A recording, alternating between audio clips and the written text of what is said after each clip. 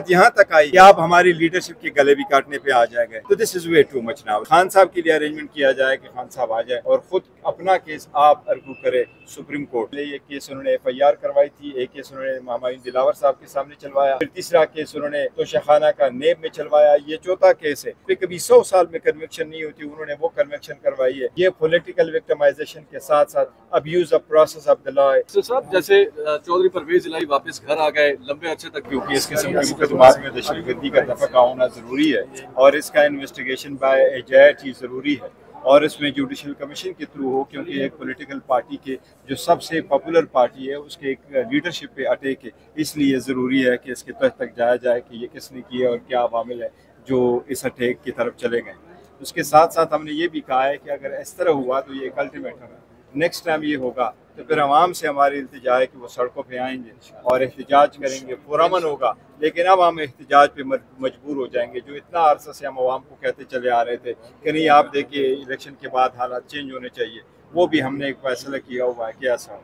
दूसरी साथ साथ खान साहब का जो दूसरा मुतालबा है वो मैं बता चुका हूँ, मैं दोबारा रिपीट करूँगा, वो यही है कि जो लाइव स्ट्रीमिंग होनी चाहिए। 30 तारीख को खबर आई है हमें कि 30 तारीख को इंशाल्लाह ताला जो नेब का केस है उसकी हेयरिंग होगी। हम चाहते हैं कि उसकी हेयरिंग लाइव हो और खान साहब के ने मुझे ये डिक्टेट किया था उस लेटर पे, आज खान साहब ने मुतालबा किया है जो मैं बता रहा हूँ कौम को, वो यही है कि खान साहब के लिए अरेंजमेंट किया जाए कि खान साहब आ जाए और ख़ुद अपना केस आप अर्गू करे सुप्रीम कोर्ट में।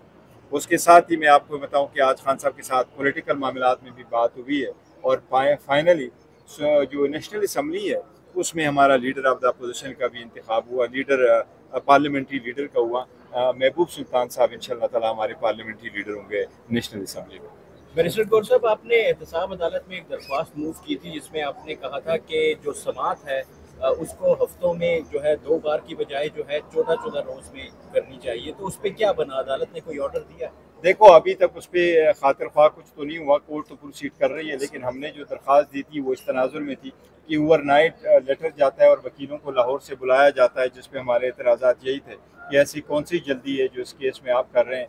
बाकी केसेस जिस तरीके से रूटीन में आप क्रिमिनल केस चलाते हैं वो आप ये भी केस चलाए, आप ऑलरेडी 3 केसेस में कन्वर्ट करा चुके हैं, तो इस केस में कैसी है जल्दी है। तो हम सिर्फ अपना राइट मांग रहे थे, लेकिन प्रोसीडिंग चल रही है वहाँ पर, अभी तो वो ट्रायल कुछ टाइम लगेगा। लेकिन जहाँ तक इन 2 का ताल्लुक है, कल हमारा इद्दत का केस है, वो भी हम अदलिया से मुतालबा कर रहे हैं कि आप कल भी इद्दत वाले केस में जज साहब से हमारी दरख्वास्त है कि यह तो 2 दिन में ट्रायल कंक्लूड हो चुका था, इसमें तो कोई 7-8 पेज का एविडेंस है और 3 तो गवाह थे, तो इस केस में इतना नहीं है कि आप उसकी अपील इतना लंबा चलाएं।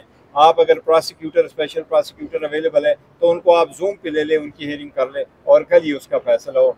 खान साहब का एक पैगाम मैं जज साहिबान से डायरेक्टली रिक्वेस्ट के थ्रू मैंने कर दिया था और खान साहब के अल्फाज यही थे कि जो फैसला आपने करना है लेकिन काइंडली प्लीज़ आप फैसले कर लें। तो हमारी सबसे दरख्वास्त है कि आप अपने फैसले कर लें और हमें अदलिया पे उम्मीद है इंशाल्लाह ताला जब ये बैठेंगे और इंडिपेंडेंट माइंड अप्लाई करेंगे तो इंशाल्लाह ये हमें रिलीफ देंगे, क्योंकि सारे केसेस हमारे खिलाफ पॉलिटिकल विक्टिमाइजेशन के केसेस है और इनकी कोई बेस नहीं है। देखिए ये पार्ट 2 नहीं है बल्कि ये इसका चौथा केस बन जाएगा। पहले ये केस उन्होंने FIR करवाई थी, एक केस उन्होंने हुमायूं दिलावर साहब के सामने चलवाया, फिर तीसरा केस उन्होंने तोशाखाना का नेब में चलवाया, ये चौथा केस है। ये हिस्ट्री पे हिस्ट्री बना रहे, हर मरतबा ऐसा काम कर रहे हैं जो कानून और आईन के मारवा हो।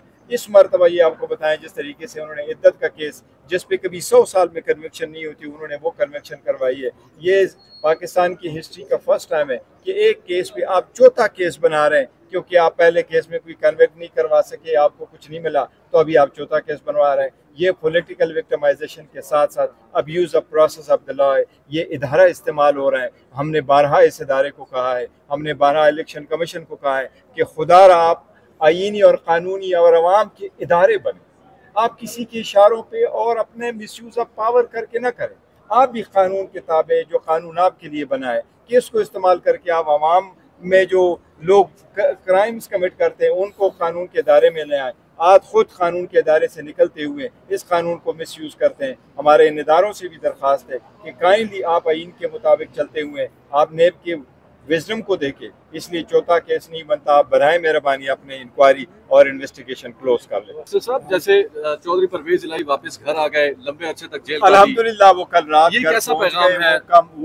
वो कल पहुंच गए और बहुत अरसा के बाद पहुंच गए। देखो देर सही, लेकिन अल्हम्दुलिल्लाह ये फाइनली हो गया है। अदरवाइज उसकी उम्र दे के, उनके केसेस दे के आपने उनको हर किस्म का रोका, लेकिन इस बात पे जरूर खुशी कि अल्लाह ताला ने उसको इस्तेकामत दी और वो डटे रहे अपने विजन। ये कहा जा रहा है कि परवेज इलाही ब्रिज का रोल प्ले करेंगे, ये भी कहा जा रहा है।